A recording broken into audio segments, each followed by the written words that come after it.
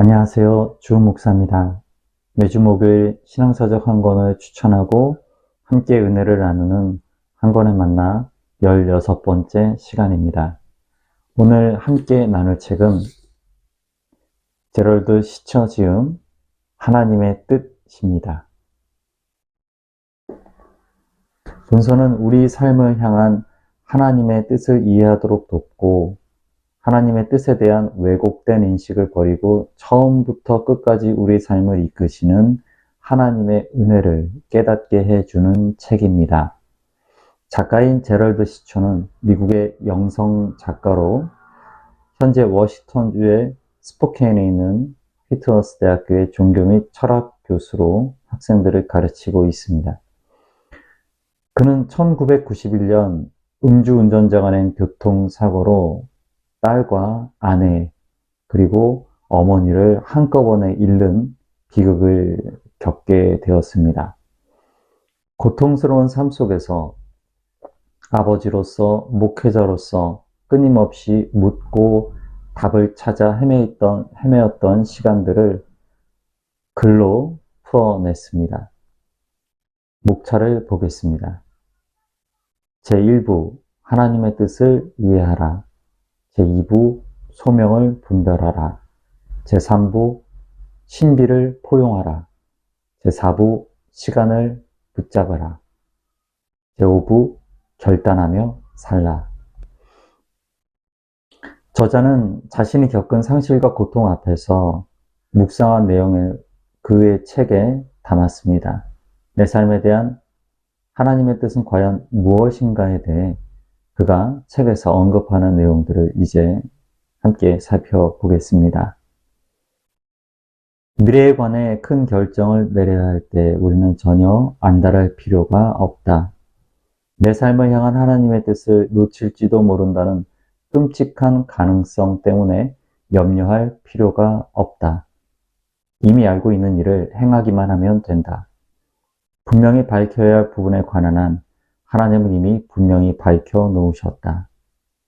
우리가 하나님의 뜻을 행하고 있는지 아닌지의 여부는 날마다 내리는 선택, 말다툼 후 배우자를 사랑하는 것, 퉁명스러운 직장 동료를 존중하며 대하는 것, 무료 급식 시설에서 봉사하는 것, 기분 내키지 않을 때도 기도로 하나님의 도움을 구하는 것으로 결정된다. 우리에게 문제가 있다면 그것은 지식의 부족이 아니라 이미 알고 있는 내용에 반응하지 않으려는 태도다. 저자는 예언자처럼 하나님의 뜻을 미리 알고 파악하며 사는 것이 하나님의 뜻대로 사는 삶이 아니라고 말합니다. 저자가 말하는 하나님의 뜻대로 사는 삶이란 이런 것입니다.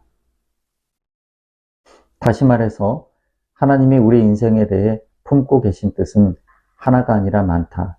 예컨대 그분은 당신이 결혼할 사람을 정해두지 않았다. 당신은 정해진 그 사람을 찾아내야 하는 것이 아니다. 결혼의 길을 택할 때 당신이 결혼할 수 있는 대상은 많이 있다.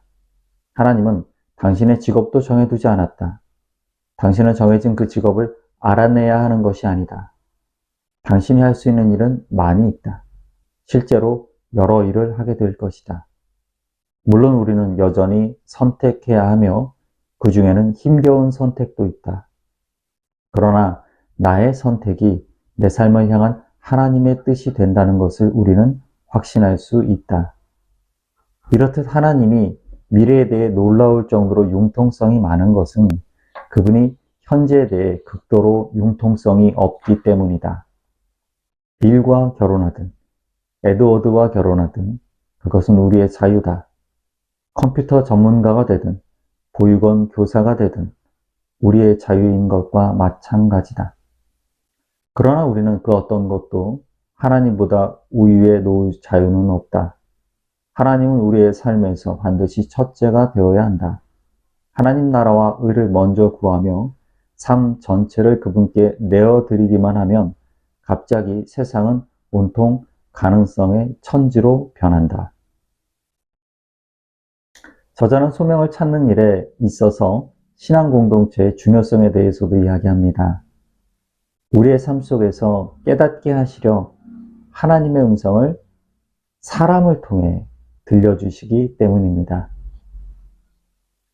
신학교에서 가르치는 친구들에게 들은 이야기인데 많은 학생들이 소속 교회에 확증도 없이 개인적으로 사역의 소명, 이거야말로 하나님 뜻과 다분히 관련된 문제다 을 받는다고 한다. 이 학생들은 사역 경험도 별로 없고 사역자의 길에 요구되는 바가 무엇인지도 잘 모르며 나이 든 스승들과 친밀한 관계도 전혀 없다. 인생에 대한 하나님의 뜻을 찾으려는 우리의 씨름에는 우리가 겪고 있는 분열과 소외가 그대로 반영되어 있다. 우리는 진공 상태에서 결정을 내린다. 자신을 잘 알고 자신의 장단점에 대해 건전한 충고를 들려줄 수 있는 사람들과 지속적인 교류가 없기 때문이다. 참된 공동체에 속할 때 어려워 보이는 선택이 쉬워질 수 있고 복잡한 선택이 단순해질 수 있다. 저자는 우리가 입버릇처럼 말하는 순종이라는 개념에 대해서도 자유와 연관지어 이렇게 말합니다. 자유란 내 마음대로 하는 데서 얻어지는 것이 아니라 하나님의 명령대로 행할 때 얻어지는 것이다. 우리는 하나님께 순종할 때 자유를 얻는다. 다시 말하지만 이 순종이 곧 우리의 삶을 향한 하나님의 뜻이다. 말뿐인 순종은 잘못된 신학의 산물이다. 우리는 진정한 삶이란 하나님께 드림으로써가 아니라 내 것으로 붙잡음으로써 얻는다고 생각한다. 그래서 우리는 내 선택의 몫이 많이 남아 있을 수 있도록 최소한 순종의 신용만 한다. 근근히 지낼 만큼만 순종하는 것이다. 우리가 생각하는 하나님의 명령은 쓰레기를 버리거나 세금을 내는 일과 같다. 기독교 신자가 되는 작업의 한 부분이기는 하지만 결코 달가운 부분은 아니다.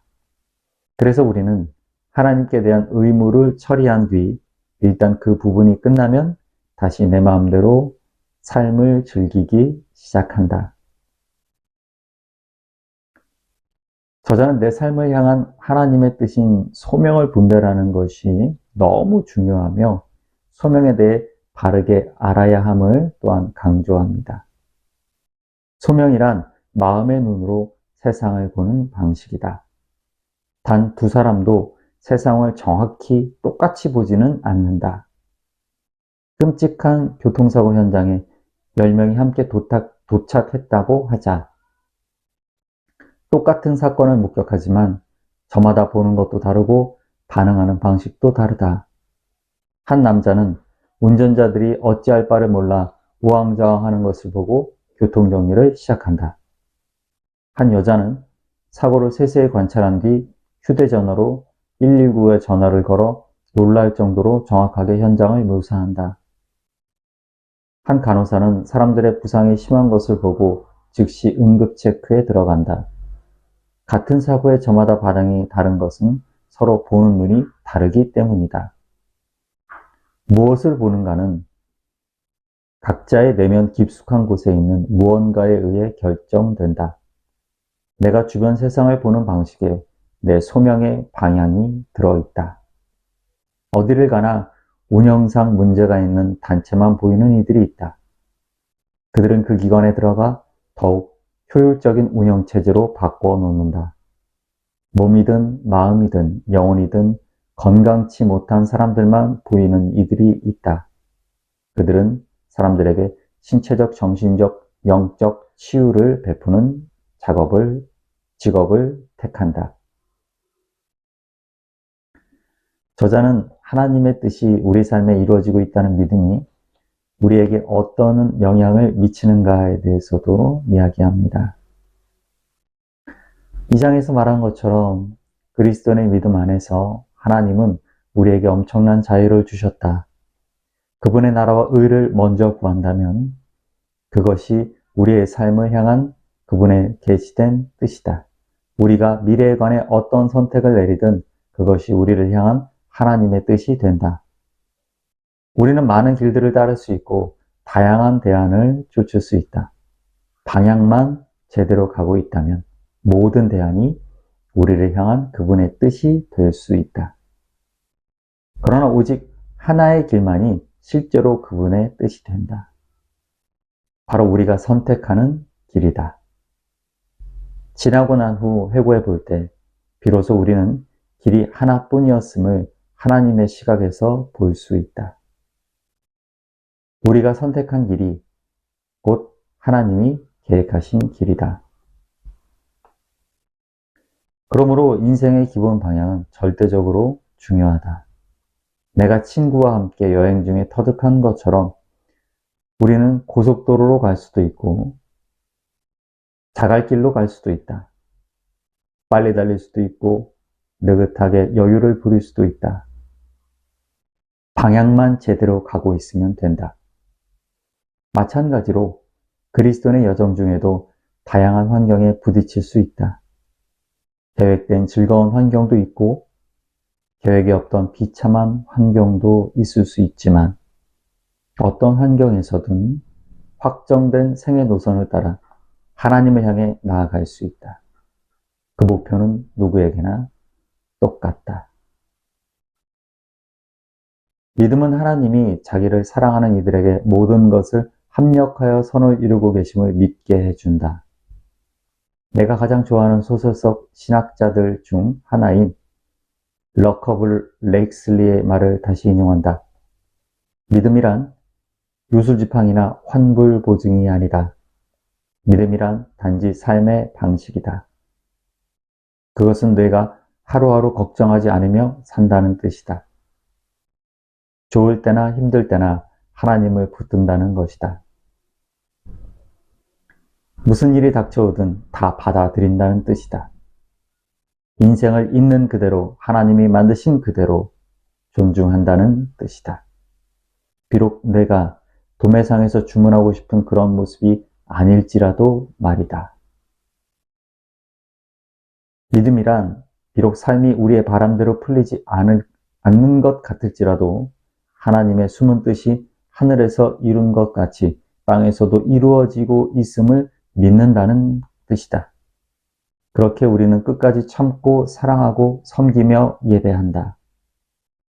우리는 쓴마음을 품고 복수를 구하고 세상을 냉소적으로 보고 인생이 고달프다며 푸념하려는 유혹을 물리친다. 그 유혹이 배고픔이나 피로 못지않게 우리에게 당연한 것이라 할지라도 말이다. 한마디로 우리는 하나님의 구속사역의 징후를 보도록 자신의 눈을 훈련한다. 하나님의 뜻이 이루어지기를 참을성 있게 기다린다.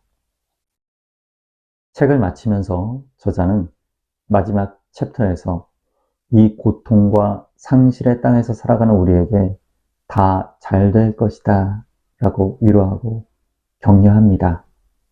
이 내용을 함께 나누면서 오늘 한 권에 만나 16번째 시간을 마치겠습니다. 하나님의 뜻이란 우리가 상황과 무관하게 현 순간에 어떻게 그분을 위해 사느냐의 문제다. 장 피에르 드 코사드는 그 단순한 개념을 잘 알고 있었다.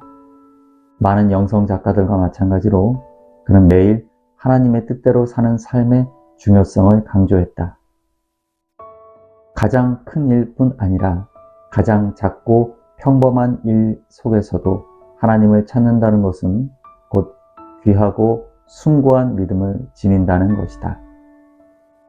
현 순간 속에 자족한다는 것은 연속되는 모든 일들과 고난 속에서 하나님의 뜻을 누리며 높인다는 것이다.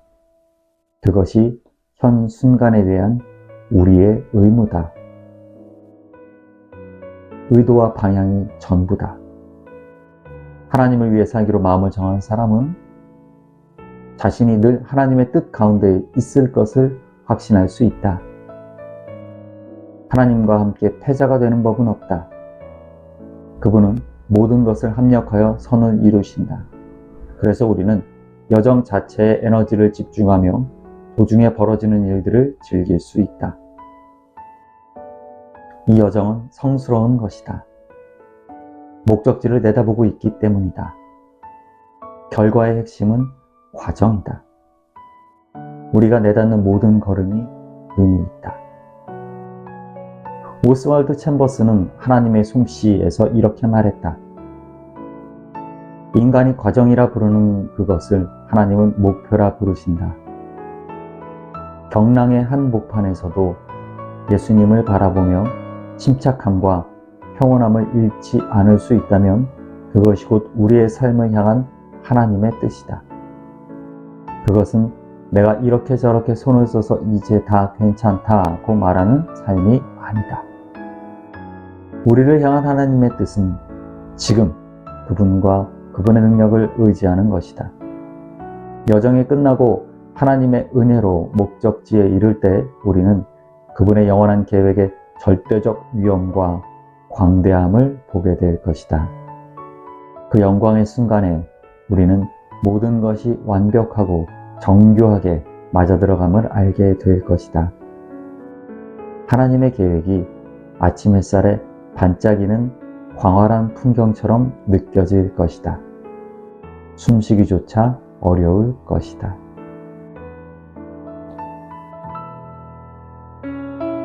평안한 저녁 되시고요. 교회에서 뵙겠습니다. 감사합니다.